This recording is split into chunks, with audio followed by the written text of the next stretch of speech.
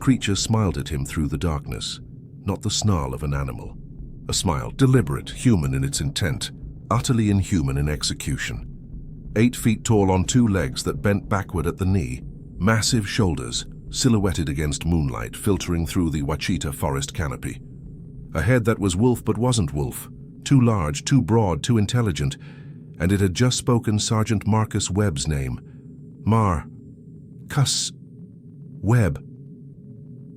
3 voices layered into one, deep, mid-range, high, all coming from the same throat, all forming syllables no canine vocal cords should produce. Marcus's Beretta was already drawn, 15 rounds chambered, safety off. 16 years of military training told him to fire. 2 combat tours in Afghanistan had taught him to trust his weapon, but every instinct screaming from the primitive part of his brain, the part that remembered when humans weren't apex predators, told him the gun was useless. The creature crouched slowly, not retreating, preparing to spring. Behind Marcus, 8 young soldiers stood frozen in the November cold, their training rifles worthless weights in trembling hands. This was supposed to be a routine navigation exercise. 12 miles through familiar terrain, standard procedure. That was 4 hours ago. Before. The radios failed in synchronized patterns. Before the temperature dropped 20 degrees in 5 minutes. Before the GPS units showed impossible locations. Before they found the tracks, 17 inches long, 5 toes ending in claws, 9-foot stride between prints. Before they realized something in the Ouachita National Forest had been hunting them, studying them, learning their names. This is the story of what happened when 10 soldiers discovered that some things in the American wilderness aren't animals, aren't legends, and aren't bound by the rules humans assume govern the natural world. This is the story of the night Marcus Webb learned that bullets don't work on everything that bleeds, and that surviving an encounter doesn't mean you ever stop being hunted. November 9th, 2019, the night the forest taught the U.S. military that it doesn't own every territory it claims. Let me take you back to where it started. 4 hours before the smile, when Marcus Webb still believed he understood what lived in the dark. The rifle's safety clicked off with a sound that seemed too loud in the absolute silence. Sergeant Marcus Webb stood frozen at the rear of the formation, his Beretta M9 steady in a 2-handed grip, aimed at something that shouldn't exist. 40 meters behind them on the trail, backlit by filtered moonlight, a shape crouched on 2 legs that bent the wrong way, 8 feet tall, shoulders 4 feet wide, a head that was dog but wasn't dog, tilted sideways in a movement of deliberate, terrible curiosity. The thing's eyes caught the light and threw back red, not the green eyeshine of deer or the amber of coyotes. Red like brake lights in fog, like warning flares on a night highway. Behind Marcus, 8 young soldiers stood paralyzed in the creek bed, their training rifles useless weights in trembling hands. 16 years of military experience, 2 combat tours, a career built on staying calm under fire. All of it meant nothing against the creature that studied them with intelligence that felt ancient and patient and hungry in ways that had nothing to do with food.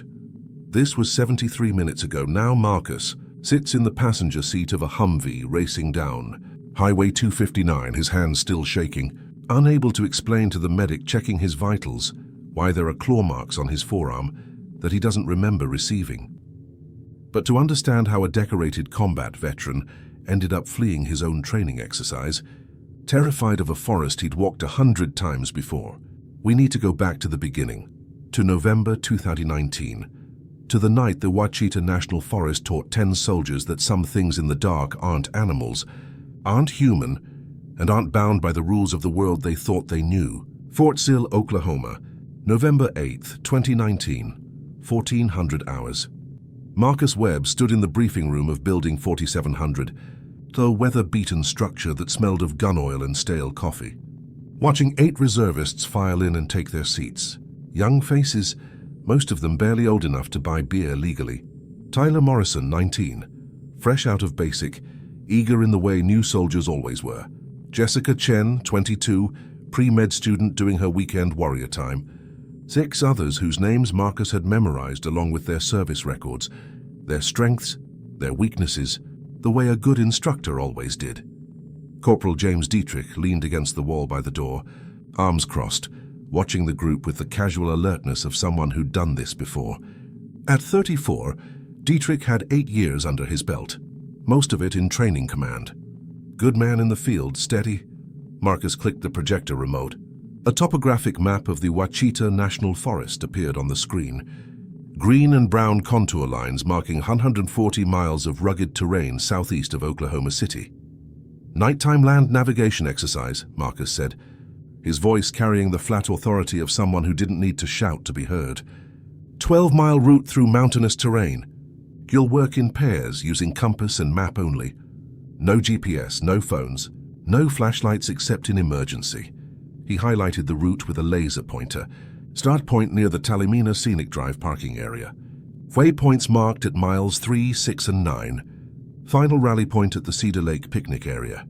Weather's optimal, Dietrich added from the door. 42 degrees, clear skies, waxing crescent moon. You'll have enough natural light to read your maps if you let your eyes adjust. Average completion time is 6 hours. Questions? Morrison raised his hand. Rules of engagement, Sergeant.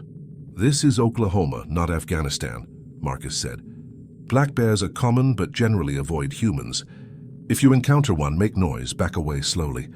Do not run. We'll be monitoring from a safe distance with night vision and encrypted radios.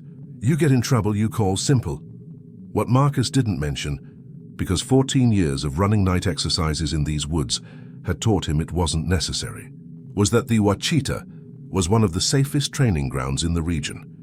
Predator density was low. The terrain was challenging but not technical. In all his time there, the worst incident had been a sprained ankle, and one case of poison ivy severe enough to require medical attention. The forest was predictable, manageable, exactly what you wanted for training young soldiers to navigate under stress. That assessment would last exactly 4 hours and 17 minutes. They deployed at 1900 hours, 3 vehicles rolling out from Fort Sill in the last orange light of sunset. 2 Humvees and a logistics truck carrying the gear. The drive to the Ouachita took 90 minutes through countryside that flattened and then rose again into the forested mountains that marked the border between Oklahoma and Arkansas. Marcus rode in the lead vehicle, reviewing the route one more time on his tablet. Dietrich drove, country music playing low on the radio, the kind of ambient noise that made long drives pass easier. Think any of them will get lost? Dietrich asked. Morrison might, Marcus said. He's eager, but he second-guesses his compass bearings. Chen will be fine. She's got that engineering student brain, all vectors and angles. Money says 2 teams request pickup before mile 9. No bet. I give them until 0100 hours before someone calls it. Standard pre-exercise banter. The kind of comfortable predictions that came from repetition and experience. They reached the trailhead at 20:30 hours. Full dark now, temperature already dropping into the low 40s. Marcus supervised while the soldiers checked their gear. Compass, map sealed in waterproof case, canteen, energy bars, emergency beacon. Each pair received a radio set to the training frequency, tested and confirmed working. You've got until 600 to complete the course, Marcus told them, his breath visible in the cold air. Take your time. Check your bearings twice before you move. If you think you're lost, stop and call. Pride doesn't count for shit if you wander into a ravine in the dark. Clear? 8 voices. Yes, Sergeant. Dietrich and I will shadow you at a distance. You won't see us, but we'll see you. Move out. The teams filed into the forest in 5-minute intervals, their shapes disappearing into the trees. Marcus gave them a head start, then geared up himself. PVS-14 night vision monoculars mounted to his helmet. Encrypted radio clipped to his tactical vest. Beretta M9 holstered at his hip, loaded with 15 rounds of 9mm hollow points. Standard instructor loadout for wild animal defense. Dietrich emerged from the second Humvee similarly equipped. They exchanged a nod and followed. The first team into the darkness. The forest at night was a different world than it was during the day. Marcus had learned this truth slowly over 14 years of night operations. The way sound traveled differently, bouncing off trees in unexpected directions. The way shadows pooled in depressions, and made the ground seem uncertain even when it was solid. The way your other senses sharpened when vision became limited, until you could smell water before you saw it, could feel changes in air pressure that meant you were approaching a ridgeline. Through his night vision, the world appeared in shades of phosphorescent green. Trees became luminous columns. The forest floor showed in detail that daylight often obscured. Every root, every stone, every depression where deer had bedded down. 200 meters ahead, Morrison and his partner, a quiet kid named Ramirez, moved through the undergrowth with decent field craft. They paused every 10 minutes to check their compass. Marcus could see Morrison pointing at landmarks, correlating what he saw with what the map showed. Good technique. The radio crackled softly. Dietrich's voice low and professional. Team 2 heading northeast on course. Team 3 just hit waypoint 1. How's your group? Marcus keyed his mic twice. Acknowledgement without speech. Morrison's team was doing fine. The night settled around them. Temperature steady at 42 degrees, according to the digital thermometer on Marcus's watch. Wind minimal, maybe 5 knots from the west, carrying the smell of pine and leaf rot and cold stone. Normal forest night smell. Coyotes started up somewhere to the northwest, their yips and howls echoing off the ridges. Marcus had heard that sound 1,000 times. Pack communication, territorial marking. Nothing unusual about it. Morrison's team stopped at a creek crossing. Marcus watched them test the depth, shin-high manageable, and wade across without issue. Ramirez slipped once but caught himself. Good recovery. 15 hours. 4 hours into the exercise. Everything nominal. Then the coyotes stopped. Marcus noticed it because he'd been tracking their calls subconsciously, the way he tracked all ambient sound in the field. One moment there were 3 or 4 distinct voices yipping from different locations. The next there was silence. Not gradual fade. Immediate cutoff, like someone had hit a mute button. He paused, scanning through his night vision. Morrison's team had stopped too, both soldiers standing still in a small clearing, heads tilted, listening. Marcus's radio hissed. Dietrich's voice. You noticed that? Yeah, Marcus kept his voice low. Animals went quiet. Not just coyotes, everything, no crickets, no owls. It's dead silent. Marcus pulled his night vision up and listened without electronic enhancement. Dietrich was right. The normal symphony of night sounds that should fill a healthy forest, insects, small mammals, birds, had vanished. The only sound was wind moving through high branches and his own breathing. Probably a bear moving through, Marcus said. Large predator shuts down the noise. Yeah, probably. But there was hesitation in Dietrich's voice. The same hesitation Marcus felt but couldn't articulate. Black bears were common in the Ouachita, solitary omnivores that mostly ate berries and grubs. They didn't usually create this kind of reaction, and even when they did, the silence came in waves as the bear moved through territories, not this absolute blanket that seemed to cover miles. Marcus lowered his night vision and keyed his radio. All teams, comms check. The responses came back in sequence. Chen's voice, then Morrison, then the others. Everyone accounted for. Everyone making progress. Be advised, large animal possibly in the area. Maintain noise discipline but don't stop moving. If you see a bear, follow protocols. Out.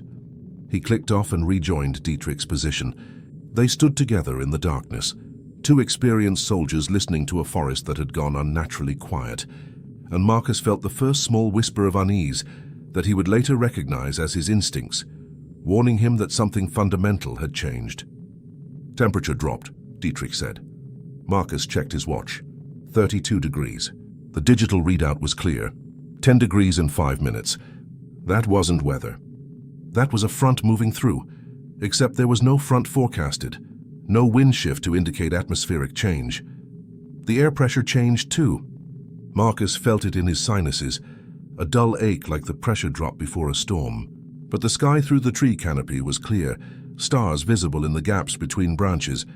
And then he smelled it, faint at first, rot, meat left too long in summer heat. But underneath that, something else. Musk, animal musk, concentrated and thick. And below that, a chemical edge that reminded him of ammonia, or formaldehyde, or something industrial that had no place in a natural forest. Dietrich smelled it too.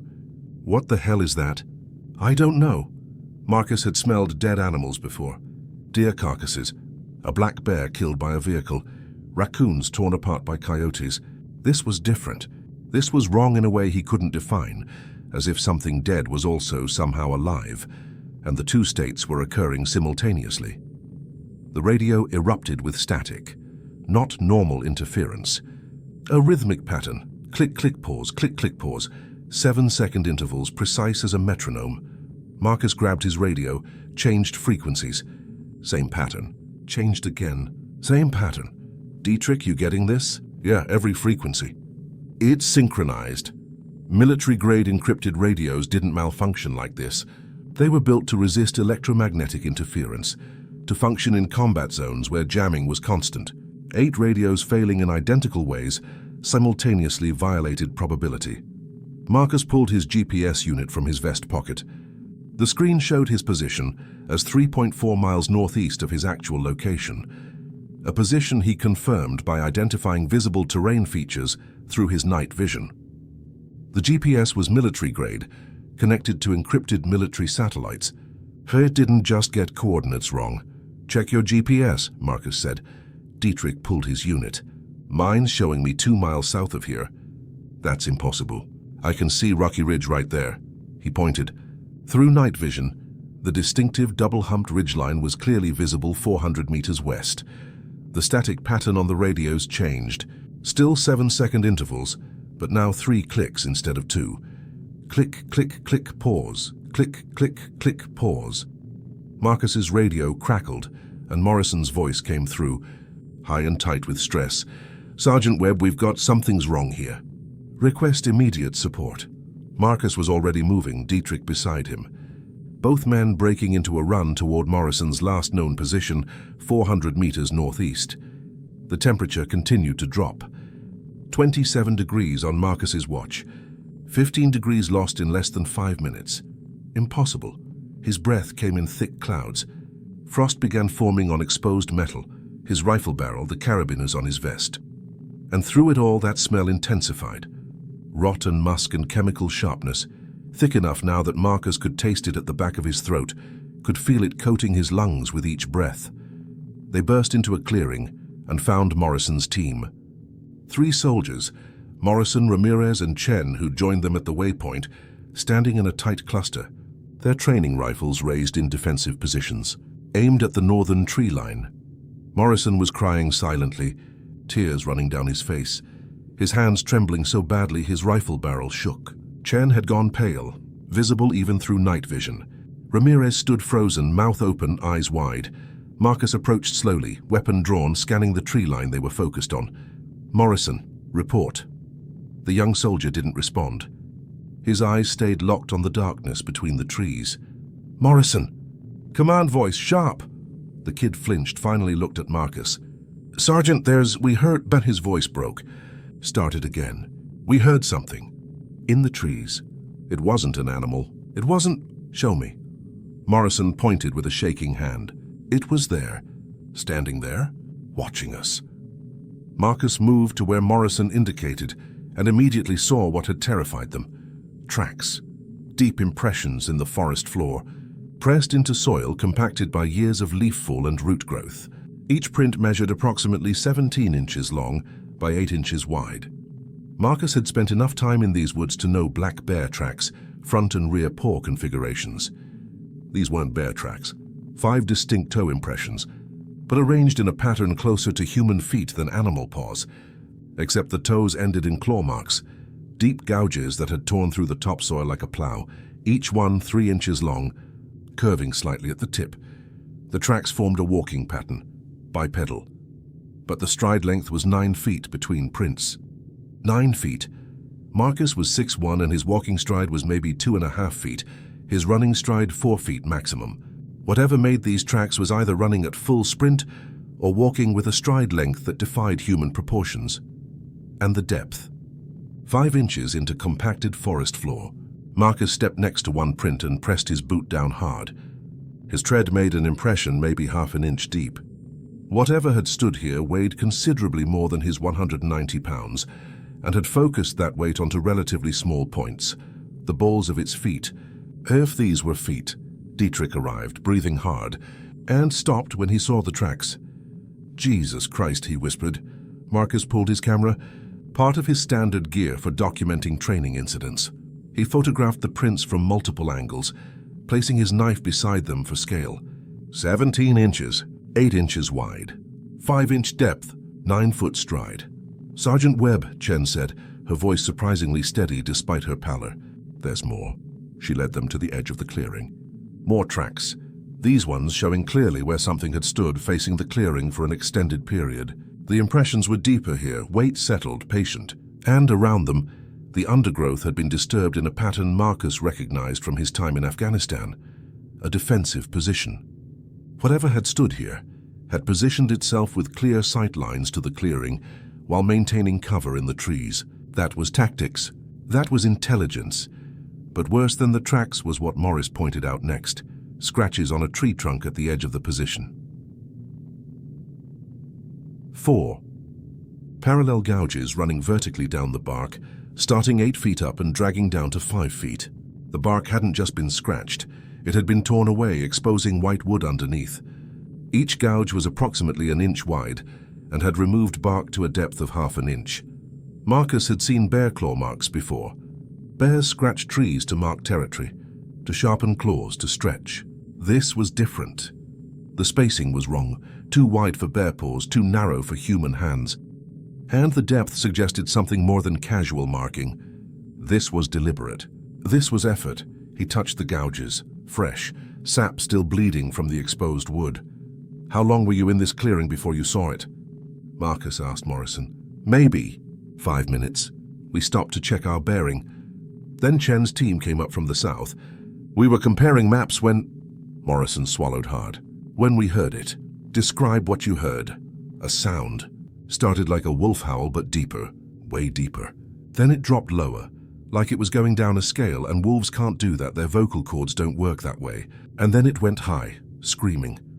Like a woman screaming but wrong because the howl was still happening underneath. Both sounds at once, for like 11 seconds straight, no breath. It didn't breathe." Chen nodded. "I heard it too. Same description. Both sounds simultaneously from the same source. And it echoed wrong, like it was coming from multiple directions.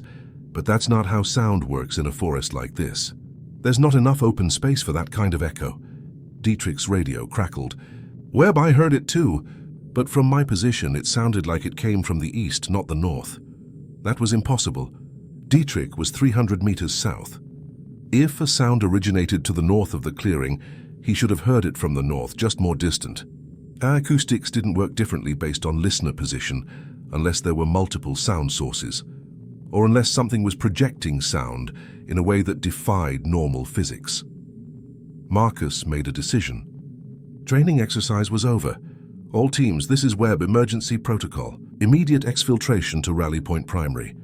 That's Cedar Lake picnic area, 2.3 miles bearing 185 from your current positions. Move now, stay in pairs. If you encounter anything unusual, you call immediately and you back away. Do not engage, acknowledge." The acknowledgements came back, 7 voices, confusion clear but compliance immediate. Good soldiers following orders even when they didn't understand why. Marcus turned to Morrison's group. "You 3 move with Dietrich. I'll take rear guard. Stay tight, stay quiet, and keep moving." They formed up and started moving south through the forest, 8 people now instead of the spread-out teams they'd been monitoring before.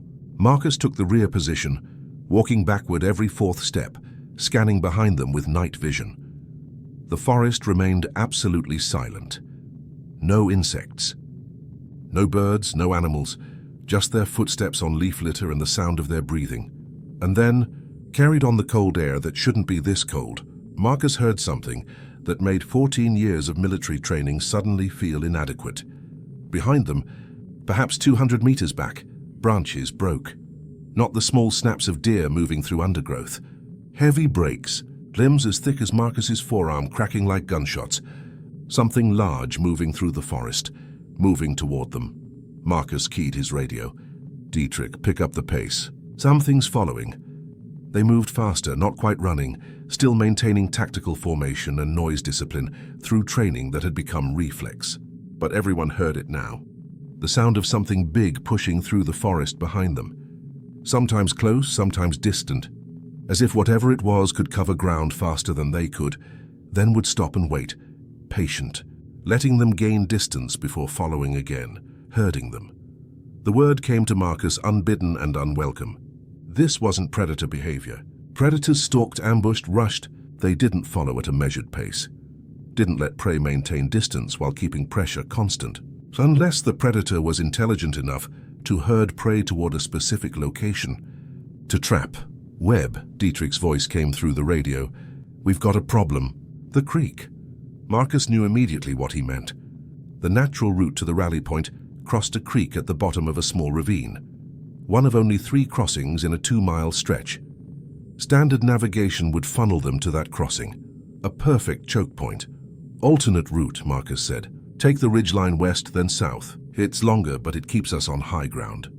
They adjusted course, climbing instead of descending, and that's when Morrison stopped walking.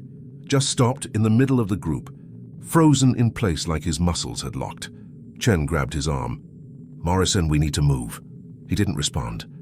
His eyes were wide, staring at nothing, and Marcus saw his chest rising and falling in rapid, shallow breaths, hyperventilation, panic attack. Dietrich moved beside him, gripped his shoulder. Soldier, stay with me. Eyes on me. We're getting out of here, but I need you walking. Morrison's mouth moved.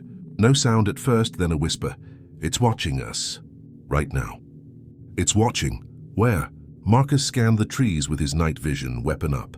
I don't see it, but I feel it. Like pressure on my back. Like eyes.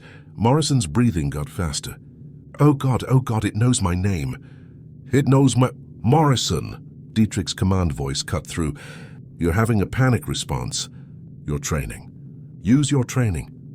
Box breathing. 4 count in, hold 4 count out. Do it now, Morrison tried. Visible effort. His breath hitched, caught, but he managed to slow it down. Color started returning to his face. Good, Dietrich said. Now walk. We're walking out of here together. Nothing's going to happen to you. That's a promise. They got Morrison moving again, Chen and Ramirez supporting him on either side. The group resumed their march south and west, climbing the ridgeline in darkness that felt wrong, that pressed in despite the moonlight, that carried a cold that had nothing to do with November weather, and a smell that clung to the back of the throat, like spoiled meat and chemicals and old death. And behind them, sometimes near, sometimes far, the sound of breaking branches continued. Patient, following, waiting for something. Marcus checked his watch. 0:34 hours. They'd been moving for 43 minutes since the emergency exfiltration began. Still 1.8 miles to the rally point, another hour at their current pace. He did the calculation and felt cold that had nothing to do with the impossible. Temperature. They weren't going to make it without a confrontation. Whatever was following them wasn't going to let them simply walk away. And, somewhere deep in his combat-trained brain, in the part that had kept him alive through 2 tours in Afghanistan and 100 training exercises, Marcus heard a truth he didn't want to acknowledge. His weapon was useless here. Whatever was in those trees behind them wasn't something that would stop for bullets. And that's when Private Morrison started screaming. Morrison's scream cut through the forest like a klaxon, high and ragged and full of a terror, so absolute it bypassed thought and struck directly at the hindbrain fear response that lived in every human being. The sound froze the entire group for 2 seconds, 2 seconds that felt like minutes, before training kicked in and everyone dropped into defensive positions. Weapons up, scanning sectors. Marcus spun to Morrison's position. The young soldier had collapsed to his knees, hands clawing at his head, mouth still open in that awful scream. Chen was trying to grab him to quiet him, but Morrison was beyond reach, locked in some private hell. Morrison! Stand down, Dietrich barked, moving to the kid, trying to physically restrain him. The screaming stopped as suddenly as it started. Morrison went rigid. His back arched, neck strained, eyes rolling white. His hands dropped from his head to his sides, fingers splayed wide, and his entire body began to tremble. Fast, fine tremors like high voltage running through his nervous system. Medic! Chen yelled, the universal call even though no medic was present. Marcus moved to Morrison, checked his pulse, racing, 180 beats per minute, maybe more. Pupils dilated, non-responsive to Marcus's flashlight beam. Skin cold and clammy. He's in shock, Marcus said. Psychological break. We need to... Morrison spoke, not in his voice. The words came out in a flat monotone, inflectionless, his mouth barely moving. 43, 44, 45. Counting. Morrison, can you hear me? Marcus gripped his shoulders. 46, 47, 48. What's he counting? Ramirez whispered. Chen's face had gone white. Those numbers, the scratches on the tree, how many there were? 43 scratches in sets of 5. I counted them while you were photographing. Morrison's eyes suddenly snapped forward, focused, and he looked directly at Marcus with an expression of absolute clarity and absolute horror. It's counting too, Morrison said in his normal voice, cracked and raw. It's in my head. I can hear it thinking. It's counting how many of us there are. It's counting how far we are from the vehicles. It's counting, his voice broke. It's counting how many times our hearts are beating. It can hear us inside, it can hear inside. Then he started screaming again. Marcus made the hardest decision of his command career. He looked at Ramirez, the biggest of the young soldiers, and said, "Carry him." We move now. Ramirez and Chen lifted Morrison between them. The kid still screaming, still thrashing weakly, and the group started moving again. Discipline fracturing, speed increasing. The careful tactical formation breaking into something closer to a rout. That's when the smell intensified. That rot musk chemical stink flooded the air, concentrated now, thick enough that several soldiers gagged. Marcus's eyes watered. His throat burned. It was like standing downwind of a rendering plant crossed with a chemical spill, but with something underneath that was worse than either. Something organic and wrong that triggered every evolutionary alarm built into human DNA. Gas masks, someone said. Pointless because nobody had brought gas masks to a navigation exercise. And then the vocalization started from behind them, close, maybe 50 meters. It began as that wolf howl Morrison had described, deep, resonant, a bass note that Marcus felt in his chest cavity before he heard it. Then it descended in pitch, dropping below the range that canine vocal cords should produce, into a subharmonic rumble that made the air vibrate, and then it climbed, rising in pitch while the bass note continued underneath. 2 sounds from one source, climbing into a scream that was almost human, a woman's scream of terror or rage, but held with mechanical precision for 1, 2, 3 seconds, 4, 5, 10, 11 seconds without pause for breath, without wavering, without anything that suggested biological lungs or throat or any natural method of sound production. Dietrich froze. That's not possible. It came from multiple directions. The same sound, the same impossible, sustained dual-tone scream, echoing from the north, from the east, from behind them in the west. Marcus's trained ear tried to parse it, tried to identify primary source and echo, but the acoustics defied analysis. Either there were multiple sources, multiple creatures, or sound was being produced and projected in a way that violated physics. The scream cut off. Silence rushed back in, oppressive, absolute. Morrison had stopped screaming too. He hung limp between Ramirez and Chen, eyes closed, breathing shallow. Marcus raised his fist. Stop signal. The group froze. He listened. Footsteps, heavy, deliberate, coming from the west, from the direction of the creek crossing they'd deliberately avoided. Something walking through the forest with footfalls that sounded like stakes being driven into soft ground. Rhythmic, patient, each step landing with force that Marcus could feel through his boots, vibrations traveling through the earth. Coming toward them. Defensive position, Marcus said quietly. Circle formation. Weapons out. They formed up, backs together, facing outward into the darkness. Marcus pulled his Beretta, racked the slide, chambered around. Safety off. Beside him, Dietrich did the same. 8 soldiers and 2 instructors, one of them unconscious, facing invisible threats in a forest that had stopped following natural rules. The footsteps stopped. Marcus strained his vision through the night vision monocular, scanning, searching. There, movement between trees 40 meters west. A shape. He focused, adjusting the gain on his night vision, trying to resolve the image. The shape stepped into a gap between two massive oaks.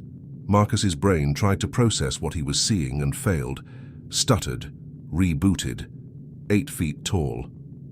Maybe more.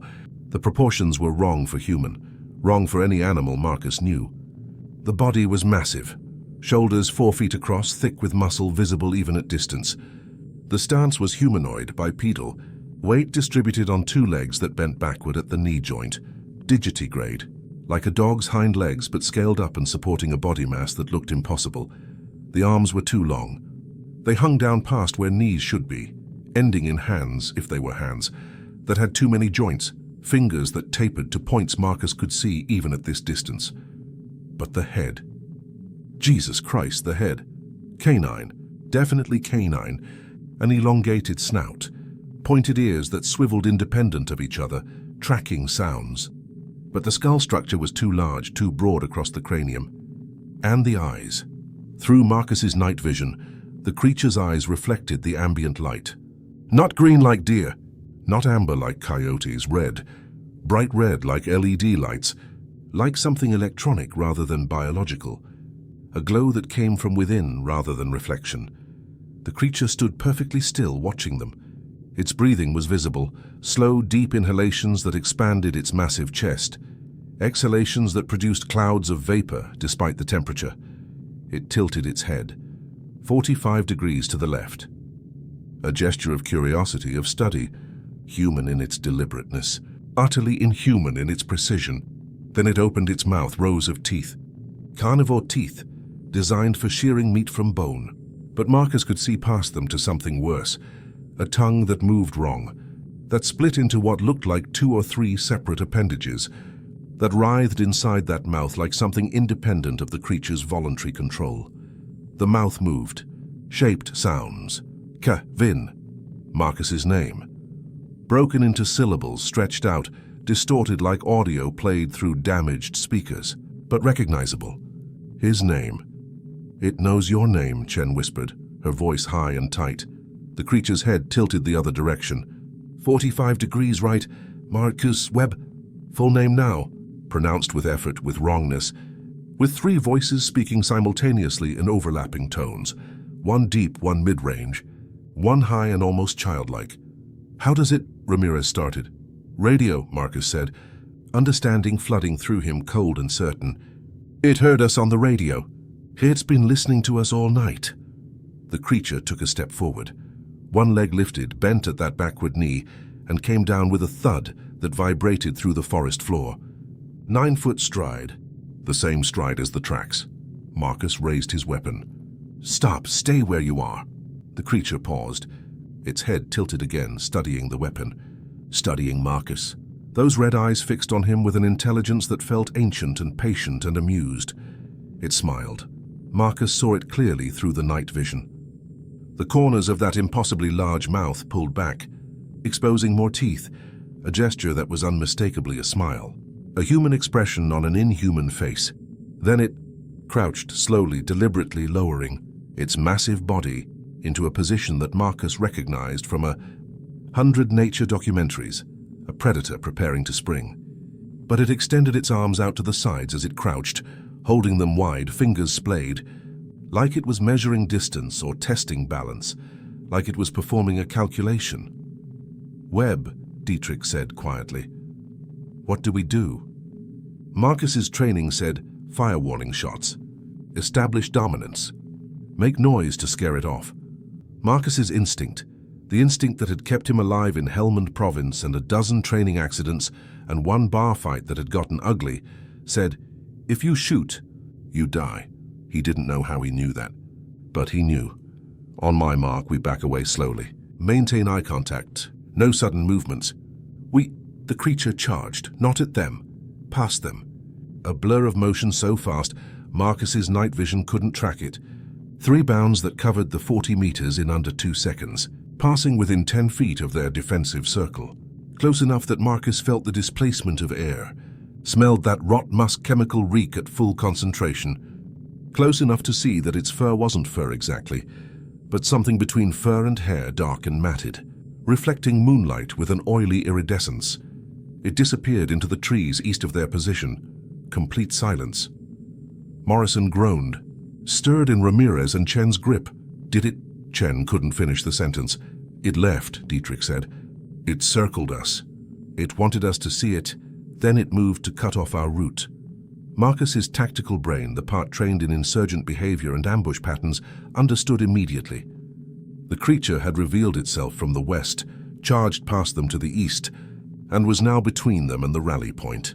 They were being herded, back toward the creek crossing, back toward the choke point they deliberately avoided.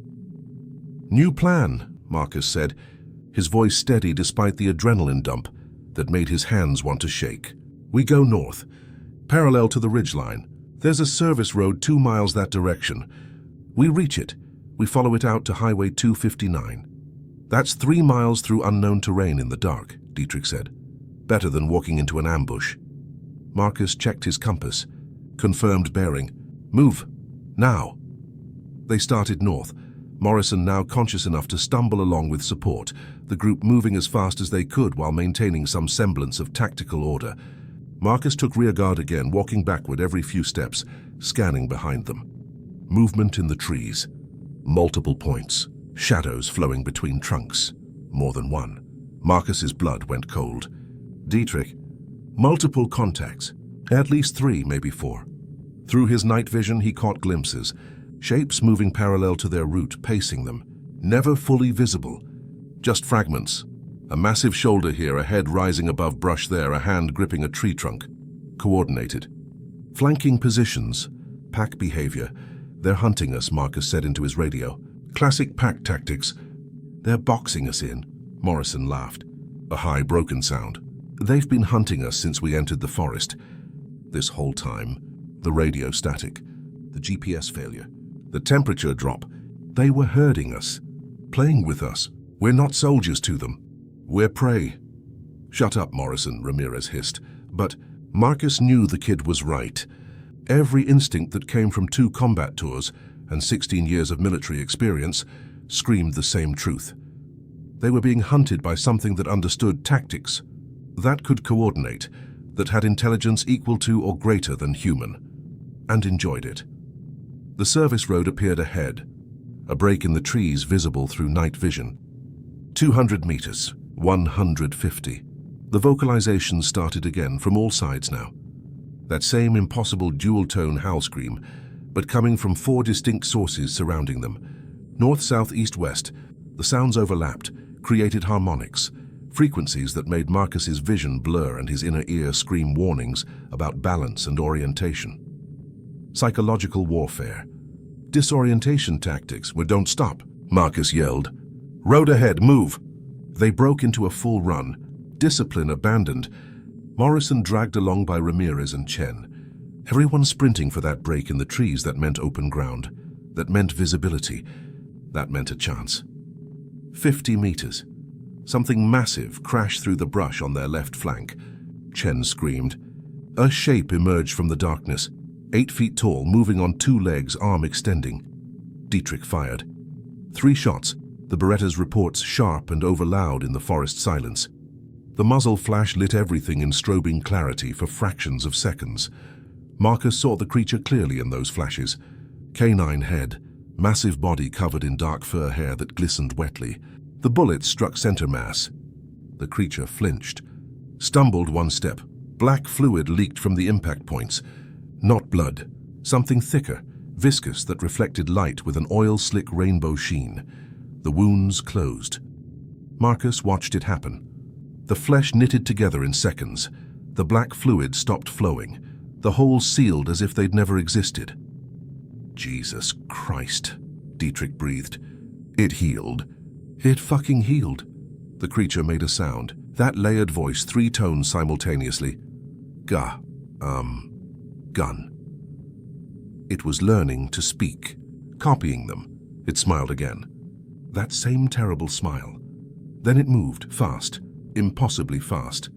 One moment 20 feet away, the next right there in front of Dietrich, massive arms swinging in an arc. Dietrich tried to dodge. Too slow. The impact lifted him off his feet and threw him backward 10 feet. He hit a tree trunk and dropped, breath knocked out in an explosive gasp. Marcus fired.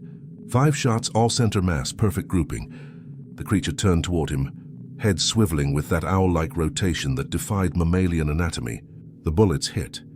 The creature barely reacted. More black fluid leaked, more wounds sealed within seconds. "Run!" Marcus screamed. The group scattered, pure survival instinct overriding military training. Marcus grabbed Dietrich, hauled him up. "Can you move?" "Ribs," Dietrich gasped. "Broken." "Can move." They ran together toward the road, Marcus supporting Dietrich's weight, and behind them Marcus heard the creature following. Not running, walking, patient, confident. It knew they couldn't escape. The road materialized ahead. Gravel. 2 lanes. Clear and open under moonlight. The group burst out of the tree line onto the road and froze. 4 creatures stood in the road, waiting. All 8 feet tall, all bipedal, all with those canine heads and red eyes that glowed in the darkness, spread across the road in a formation that blocked any retreat in that direction. Morrison started laughing, high and hysterical. "We're surrounded." "They surrounded us. Like we're animals. Like we're fucking animals in a..." Light exploded across the road, headlights. Multiple vehicles. Coming from the south at high speed, 2 Humvees and a transport truck, military convoy, lights blazing, sirens wailing. The creatures recoiled. Not from fear. Marcus saw no fear in those red eyes, but from surprise, as if they hadn't anticipated this variable. The lead Humvee skidded to a stop 20 feet from the group. Armed soldiers poured out, weapons up, spotlights mounted on the vehicles swiveling to illuminate the forest. "Light them up," someone shouted. "Hit them with everything." Spotlights focused on the creatures standing in the road. They were already dissolving. Marcus watched it happen. Their solid forms, fur, muscle, bone, breaking apart into something like smoke, like shadow, like matter losing cohesion. The shapes pulled back toward the tree line, retreating into darkness as if the light itself was pushing them. The red glow of their eyes lingered longest. 4 sets, 8 points of light, holding position for 1 second after the bodies had vanished. Then gone. Hands grabbed Marcus. A medic, corpsman's insignia on his vest. "Officer down." "Can you walk?" "I'm fine." Dietrich, broken ribs. Morrison's psychological trauma. Check them first. The medic was already moving to Dietrich. Another corpsman heading for Morrison, who sat on the gravel road. Rocking back and forth, arms wrapped around his knees. An officer approached. Captain's bars. Intelligence patch. Marcus didn't recognize him. "Sergeant Webb?" "Captain Torrens, S2. We received your emergency transmission 40 minutes ago. Took us this long to mobilize and reach your position." "Situation report." Marcus tried to organize his thoughts. 40 minutes. It had felt like hours, days. "We were attacked. Multiple contacts. Unknown hostiles. Bipedal, approximately 8 feet tall canine features. Demonstrated coordinated tactics, high intelligence, resistance to small arms fire. 3 soldiers injured. 1 in psychological shock. We need immediate medevac and full debrief." Torrens's expression didn't change. "Hostiles are no longer in the area?" "They retreated when your vehicles arrived." "The lights. I think the lights affected them." "Understood. Let's get your people transported to the base hospital. We'll conduct full debriefing there." The next hour passed in a blur. The entire group loaded into vehicles. Morrison strapped to a gurney, sedated by the corpsman. Dietrich refusing the gurney but accepting pain medication. The convoy racing north toward Fort Sill, emergency lights flashing, speeds hitting 70 on roads that should be taken at 40. Marcus sat in the back of a Humvee, watching the forest slide past through the window. Normal forest now. Just trees and darkness. The temperature had returned to normal, 42 degrees according to the vehicle's thermometer. The oppressive feeling was gone.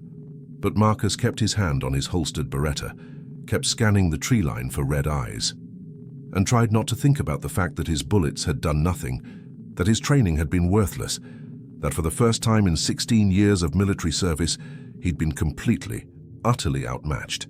They reached Fort Sill at 3:47 hours. The soldiers were taken directly to the base hospital. Marcus and Dietrich were separated, led to different examination rooms. A doctor checked Marcus's vitals. Blood pressure elevated, heart rate still high.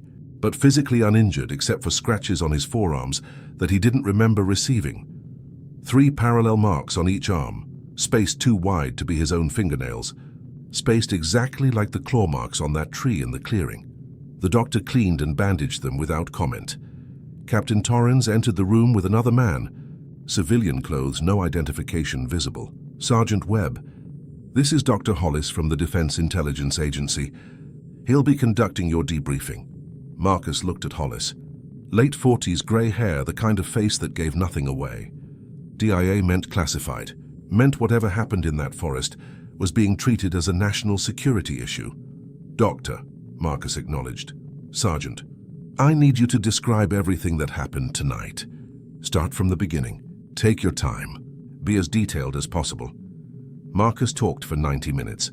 Describe the temperature drops, the radio failures, the GPS malfunction, the tracks, the vocalizations, the creature's appearance, the way it spoke his name, the coordinated pack tactics, the fact that small arms fire had been ineffective. Hollis took notes on a tablet, asked clarifying questions, showed no reaction to even the most impossible details. When Marcus finished, Hollis was quiet for a long moment. Sergeant, I'm going to be direct with you. What you encountered tonight has been reported before. Not frequently, but consistently over decades. Primarily in Oklahoma and Arkansas, but also in Wisconsin, Michigan, and Montana. Always forested areas. Always at night. Witnesses are almost exclusively military personnel, law enforcement or trained outdoorsmen.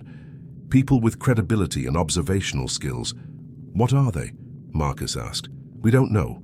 DNA analysis of hair samples has shown canid markers mixed with unknowns. The creatures demonstrate intelligence, tool use. Yes, we found evidence of tool use and coordinated behavior that suggests complex social structure. They appear to be apex predators with no natural enemies, and they seem to deliberately interact with humans in ways that suggest curiosity, study, testing. They were hunting us. Perhaps. Or perhaps testing your responses, learning. Several witnesses have reported that the creatures seem to be conducting experiments, exposing themselves deliberately, monitoring reactions, adjusting tactics based on results, as if studying human behavior.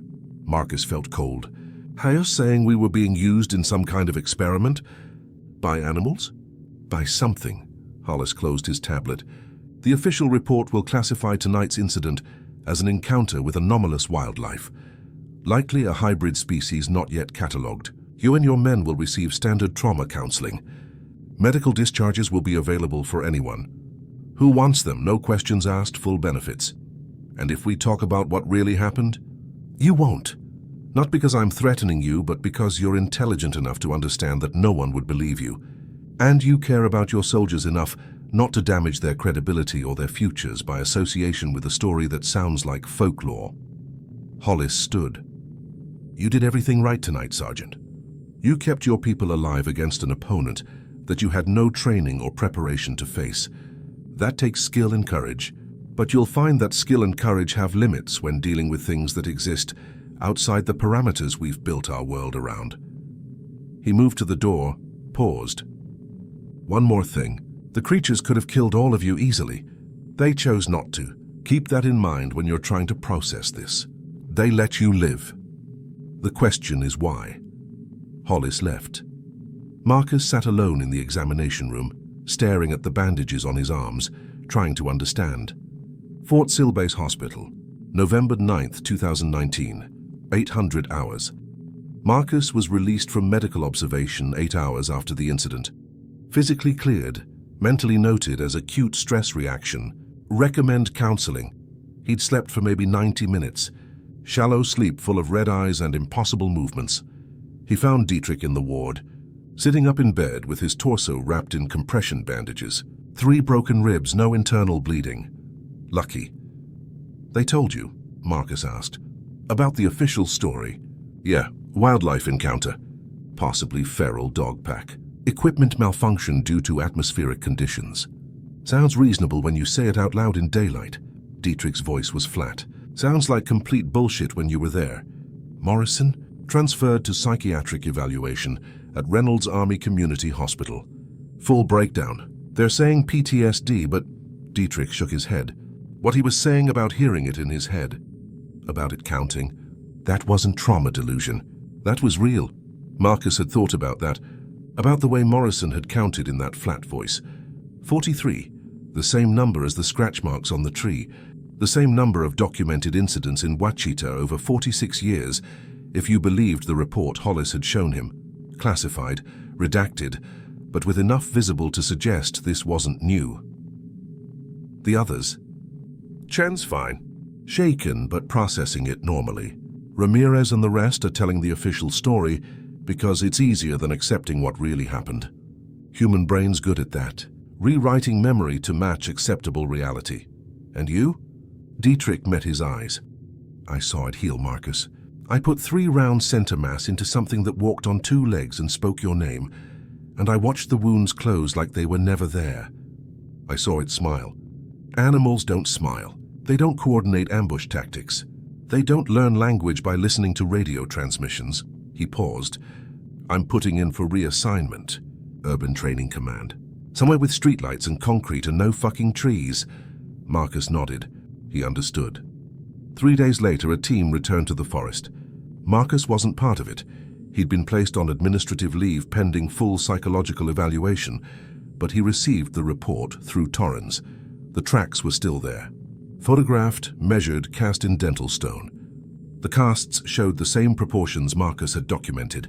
17 inches long, 8 inches wide, 5 distinct toes ending in claw impressions. Bipedal stride pattern, 9-foot spacing. Hair samples collected from broken branches along the creature's retreat path. Lab analysis pending, but preliminary DNA results showed canid ancestry with unidentified markers that didn't match any catalogued species in GenBank. The scratch marks on the tree were documented. 4 parallel gouges, starting 8 feet up, dragging down to 5 feet. Depth and spacing inconsistent with any known North American animal. No explanation offered for the radio malfunction, GPS failure, or temperature anomalies. No body recovered. No definitive species identification. Official conclusion: unknown fauna, possibly hybrid canid, requires further study. Area to be marked for restricted access pending wildlife assessment. Translation: stay out. Tyler Morrison received a medical discharge 4 months later. PTSD diagnosis, disability benefits, ongoing counseling. He moved back to his hometown in Iowa, took a job at a hardware store, and, according to follow-up reports, still slept with lights on and checked his locks 4 times every night. 3 other soldiers from that exercise requested transfers within 8 weeks, all to urban bases, all approved without question. Marcus completed his psychological evaluation. The psychologist noted trauma-related hypervigilance and environmental. Avoidance behaviors consistent with combat. Stress. Recommended continued counseling and reassignment away from field training operations. Marcus requested transfer to Urban Warfare Training Command, approved. He also requested something else. Every available report of similar encounters. Historical incidents. Witness statements. Anything in the military or law enforcement databases that matched what they'd experienced. Captain Torrens pulled strings. 2 weeks later, Marcus received a box of declassified and redacted documents. 47 incident reports spanning 1952 to 2018. Oklahoma, Arkansas, Wisconsin, Michigan, Montana, and Idaho. Witnesses included state troopers, forest rangers, hunters, and military personnel conducting training exercises. Common elements: bipedal canines, 7 to 9 feet tall, behavior indicating high intelligence and coordinated group tactics, vocalizations described as dual-tone or layered voices technology, failures in proximity to creatures and extreme. Temperature drops, creatures demonstrating knowledge of tactics and deliberate exposure to witnesses. Wounds healing rapidly when creatures were shot. Witnesses reporting sensation of being studied or tested creatures, allowing witnesses to escape rather than completing attacks. Marcus found one report particularly relevant: Choctaw Nation oral history, documented by an anthropology professor in 1991. The Choctaw spoke of Champe, Shapeshifters that walked as men with wolves' heads, that guarded sacred forests and tested warriors' courage. Those who fled were allowed to live. Those who fought with respect were allowed to live. Those who showed neither courage nor respect were never found. The professor noted, the Choctaw don't consider Champe to be animals or monsters. They're described as older inhabitants of the land, present before humans, tolerant of humans but ultimately separate. The relationship is described as provisional. Humans are permitted in certain spaces under certain conditions, but permission can be revoked. Marcus thought about that word, permitted, as if humans weren't actually the apex, predators they assumed they were. As if there were older rules than the ones written in military field manuals.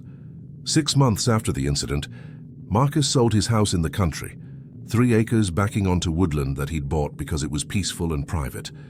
He moved to an apartment in Oklahoma City, 4th floor, windows facing a well-lit street. No trees within 100 yards. He installed security cameras covering every approach, kept his service weapon loaded at his bedside, left lights on when he slept, which wasn't often and wasn't restful. His wife, Sarah, noticed. Asked questions he couldn't answer honestly. Just adjusting to the city, he said. She knew he was lying but didn't push. Military spouses learned not to push about certain things. 14 months after the incident, Marcus took early retirement from the National Guard, medical discharge. The official reason was chronic pain from the rib injuries Dietrich had sustained, except Marcus hadn't sustained those injuries. The paperwork had somehow gotten mixed up, but nobody corrected it. Maybe because they understood what the real reason was. He couldn't do the job anymore. Couldn't project authority when he knew authority was an illusion. Couldn't tell soldiers they were prepared for anything when he knew there were things no training covered. Couldn't look at a dark tree line without his hands starting to shake. 2 years after the incident, Marcus opened a crisis counseling center in Oklahoma City, specialized in veteran trauma and PTSD. He was good at it, patient, understanding in a way that only came from experience. People said he had the calmest voice they'd ever heard, the most steady presence. They didn't know that voice had learned its steadiness by speaking to something that defied understanding in a forest that followed different rules than the daylight world. They didn't know those. Calm eyes had watched bullets fail, and reality bend, and creatures smile with intelligence that felt older than human civilization. Morrison came to see him once, 3 years after, doing better, married, working, still had bad nights but managing. "Do you think about it?" Morrison asked. "About what they were? What they wanted?" "Every day," Marcus said honestly. "Hollis said they could have killed us, that they chose not to. I know. Why?" Marcus had thought about this question for 3 years, had read the reports, had studied the Choctaw legends, had lain awake trying to make sense of it. "I think," he said slowly, "that we weren't worth killing. We weren't a threat. We were just curious animals who'd wandered into their territory. They studied us, maybe tested how we'd react under stress. Then they let us go because we passed some criteria we don't understand. Like we were the experiment," Morrison said. "Like we were the experiment." Morrison was quiet for a long moment. "So I'm glad they let us live, but I wish I didn't know they existed. I wish I could go back to thinking humans were the smartest things in the forest." "Me too," Marcus said, "but that wasn't an option. You couldn't unknow something like that." The Ouachita National Forest remains open to the public. Hiking trails, camping areas, hunting seasons all continue as they have for decades. The Forest Service reports no unusual activity, officially. But if you look at the reports, the ones not available to the public, the ones that require security clearance and a legitimate need to know, patterns emerge. Between 1973 and 2024, there have been 31 documented encounters with bipedal canine entities in the Ouachita. Witnesses include park rangers, hunters, hikers, and military personnel. Most encounters occur between October and January. Most occur between 2200 and 400 hours. Most occur within a 50-square-mile area in the northwest sector, the area where Marcus Webb had his encounter. Similar patterns appear in other locations. Wisconsin's Kettle Moraine State Forest, Michigan's Huron National Forest, Montana's Flathead National Forest. Arkansas's Ozark National Forest. Different witnesses. Different dates. Same descriptions. 8 feet tall, bipedal canine heads. Intelligence in the eyes. Coordinated tactics. Resistance to weapons. Technology failures in their presence. Letting witnesses live. The Choctaw aren't the only indigenous people with legends of such creatures. The Ojibwe speak of Wendigo dog. The Blackfoot describe wolf that walks upright. The Menominee tell stories of Werewolf that guards the deep forest. All describe the same thing. Something that looks like an animal but thinks like something else. Something older than the human presence on this continent. Something that tolerates humans in certain spaces under certain conditions. But tolerates, not accepts. The relationship is provisional. Marcus Webb, now 41, works his counseling practice and goes home to his well-lit apartment every night. He helps veterans process trauma. He helps people rebuild their lives after experiencing things that broke their understanding of the world, and he's good at it because he understands what that feels like. He hasn't been back to the Ouachita National Forest. Hasn't been to any forest, actually. His hiking days are over. His camping days are over. His days of feeling comfortable in darkness are over. He keeps a loaded firearm within reach at all times, even though he knows bullets don't work against what he saw. It's the ritual that matters. The illusion of control. When asked if he believes he encountered an undiscovered species, a cryptid or something else entirely, Marcus gives the same answer he gave Morrison. I know what I saw. I know how it moved. I know that it recognized me as something to be studied, not hunted.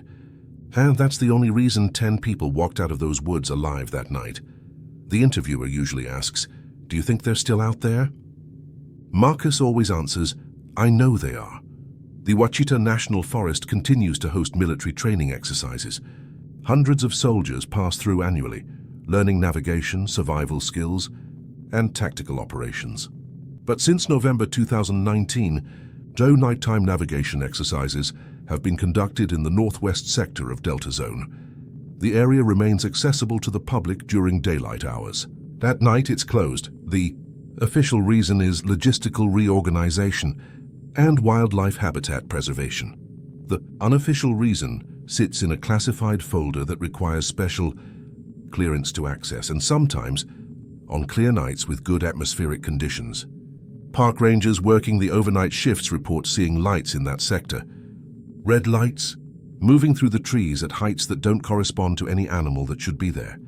The reports are filed and archived. No investigations are conducted.